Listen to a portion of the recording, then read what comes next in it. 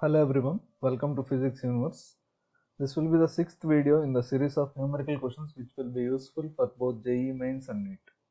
So let us see the first question here. The question given is two spherical bodies A of radius 6 cm and B of radius 18 cm are at a temperature T1 and T2 respectively. The maximum intensity of emission spectrum of A is at 500 nanometers and in that of B is at 1500 nanometers. Consider them to be black bodies. What will be the ratio of rate of total energy radiated by A to that of B? So here we will be using two laws, Wien's displacement law and Stefan Boltzmann law. First let us see the application of Wien's displacement law here. According to Wien's displacement law, the temperature into wavelength with maximum intensity will be remaining constant, which is called as Wien's constant, generally denoted by B. So here, if I consider the ratio of temperatures of two bodies, T1 upon T2, this will be equal to lambda 2 upon lambda 1. So here the temperature of A upon temperature of B will be is equal to lambda B upon lambda A. Lambda B is given as 1500 nanometers and lambda A is given as 500 nanometers. So this ratio will be 3. TA upon TB will be 3. Now according to Stefan Boltzmann law, the rate of heat radiation will be is equals to sigma A into T power 4 for black body. If a normal body is given, into E will come. For black body, E will be is equals to 1.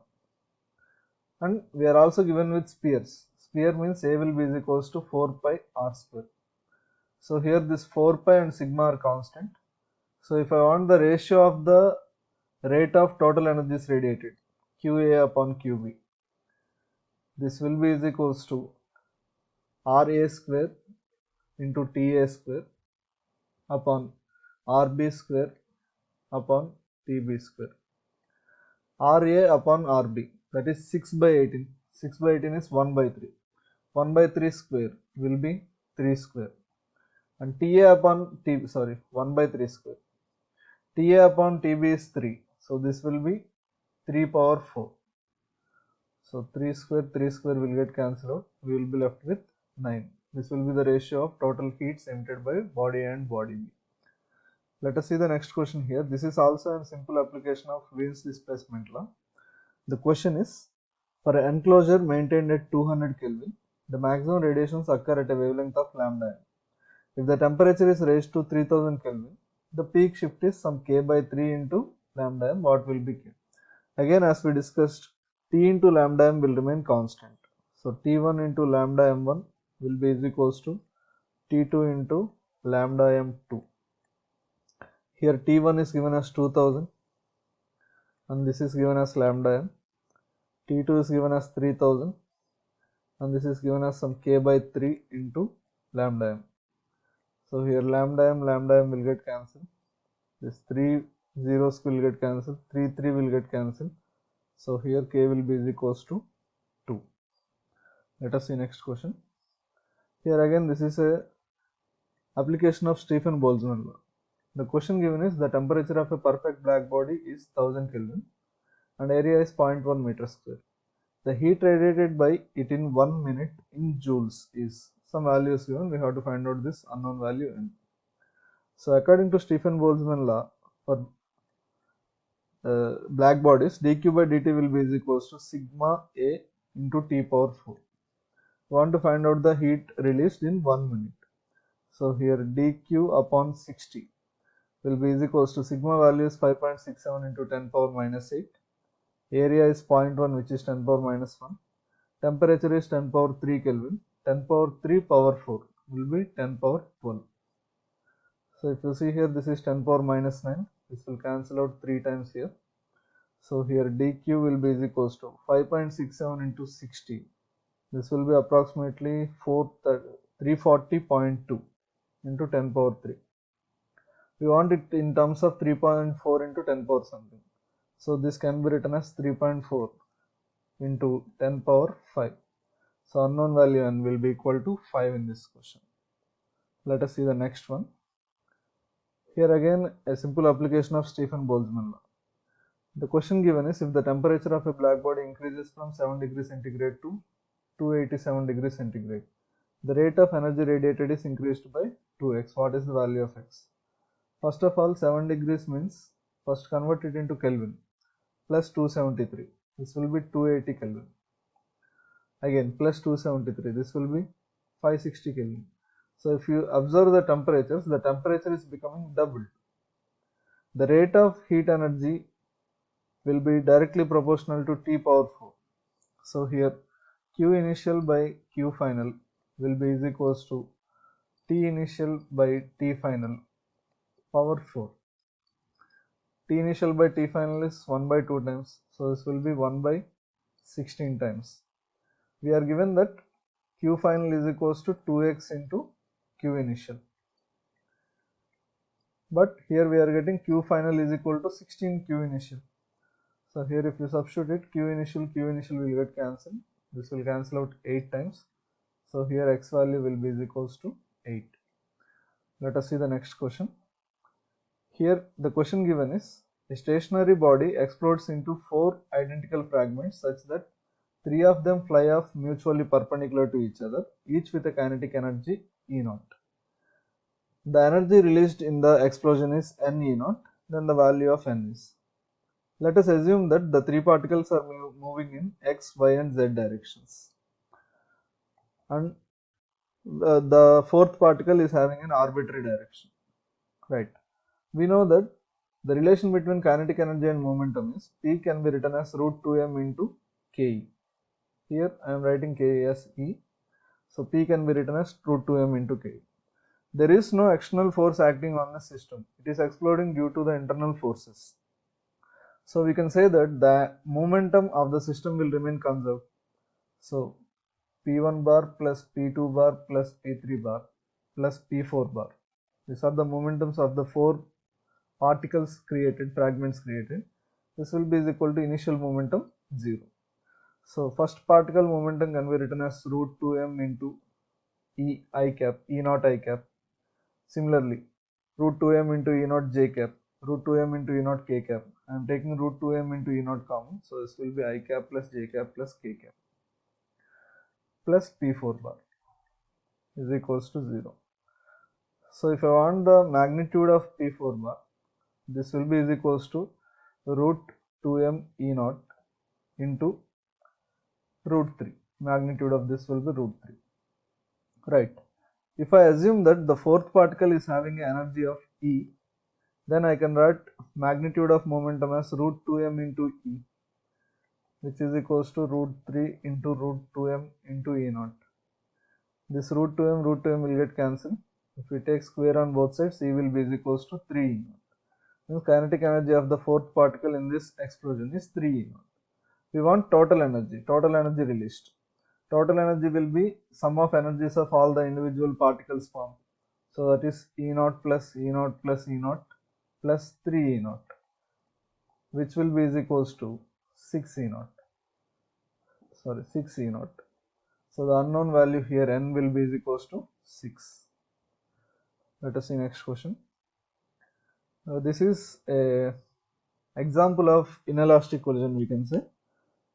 The question given is, a man and a cart moves towards each other.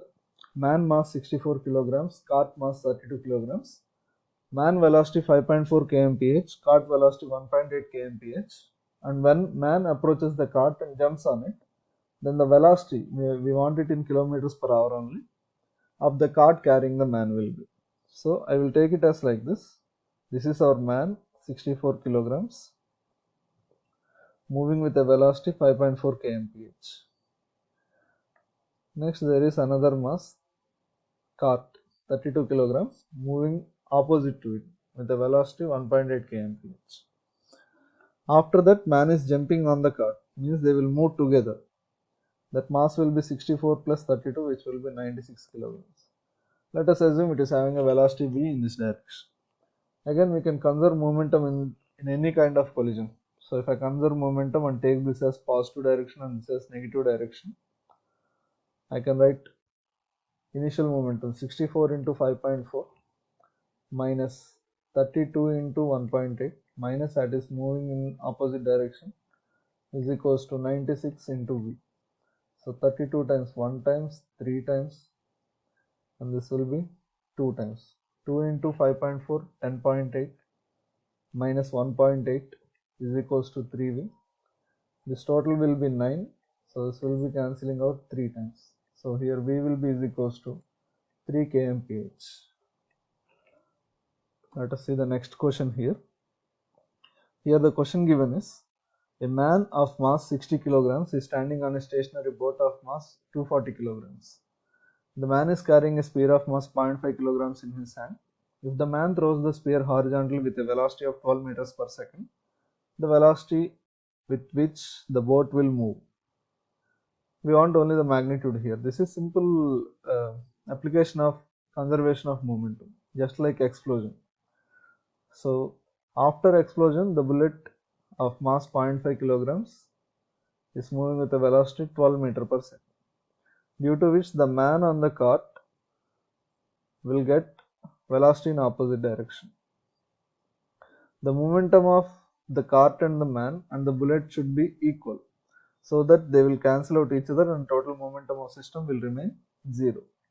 So here the mass of the man plus cart will be 60 plus 240, 300 into velocity V is equals to momentum of the bullet, that is 0.5 into 12, which will be 6.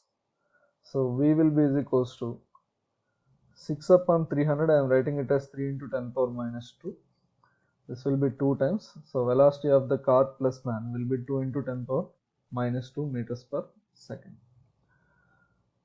Let us see the next question. Again, this is application of conservation of momentum. The question given is, a bullet of mass m moving with velocity b strikes a stationary block of wood of mass c and remains embedded in it. The final velocity of the system is so on. We have to find the velocity of n.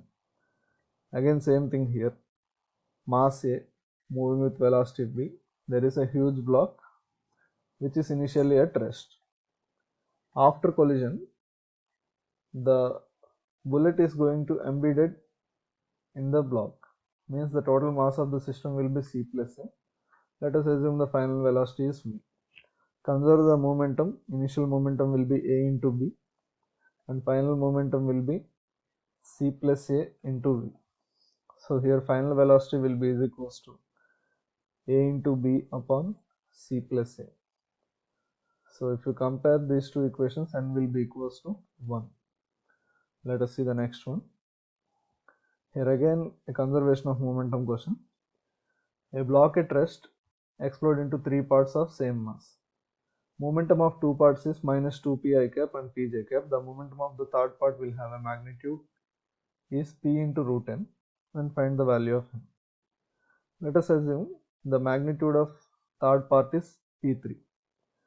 So the total momentum of the system will be minus 2 pi cap first particle plus pj cap second particle plus p3 bar is equal to initial. Before the block is at rest, so initial momentum will be equal to 0. So here the momentum of the third particle p3 bar will be is equals to 2 pi cap minus pj cap. If you want the magnitude of p3, that will be root of 2p square plus p square. So this will be root 5 into p. So the unknown value n will be equal to 5. Let us see the last question in the series in this video. A mass m falls from rest. The linear momentum after it fallen through a height h is m into root ngh. Then the value of n is. We know that if a particle is going to fall free for a height h, then its velocity will be root 2gh. Its momentum will be mass into velocity. So momentum will be is equals to m into root 2gh. Comparing these two, we can say n will be equal to 0.